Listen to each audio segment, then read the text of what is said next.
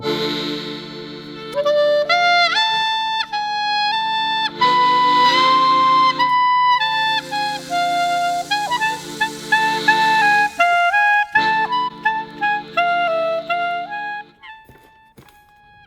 forget the matzah, Rabbi.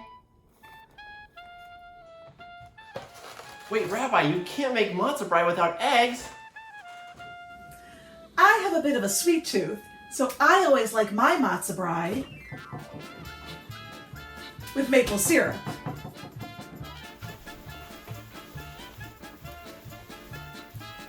How about some cinnamon for sweet matzah brei? Ooh, I have an idea. Let's use some crushed red pepper. Do you think you can come up with a recipe that has some baby spinach in it? Chocolate chips can make anything taste better.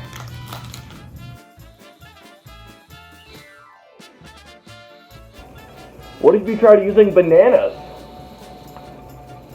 I have the perfect ingredient for your matzah brei. It's gonna be delicious. Why don't you try to add this whipped cream? Now try making something with Brussels sprouts. Hey, Rabbi, how about some tuna?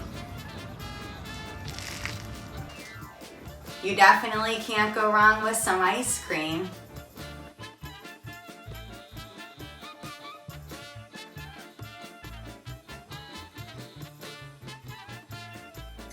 Oh boy, you've really got your work cut out for you. At least you know you can never go wrong if you just drown it all in this.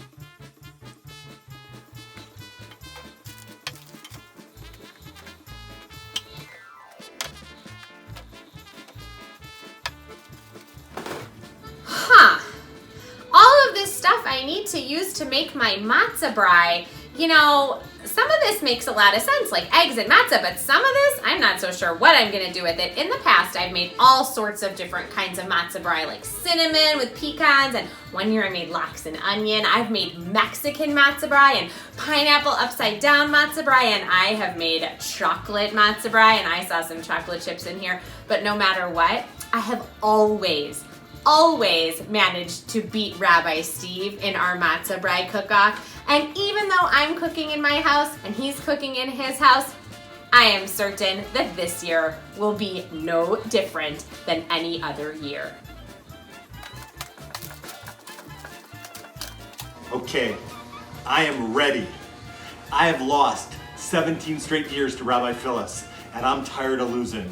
This is the year. On Friday, join us at the Matzah Brei.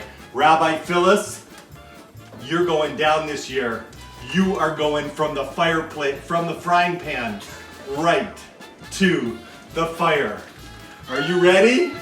I am ready to take you on, Rabbi. I'll see you on Friday. I'll see you on Friday. Happy Passover.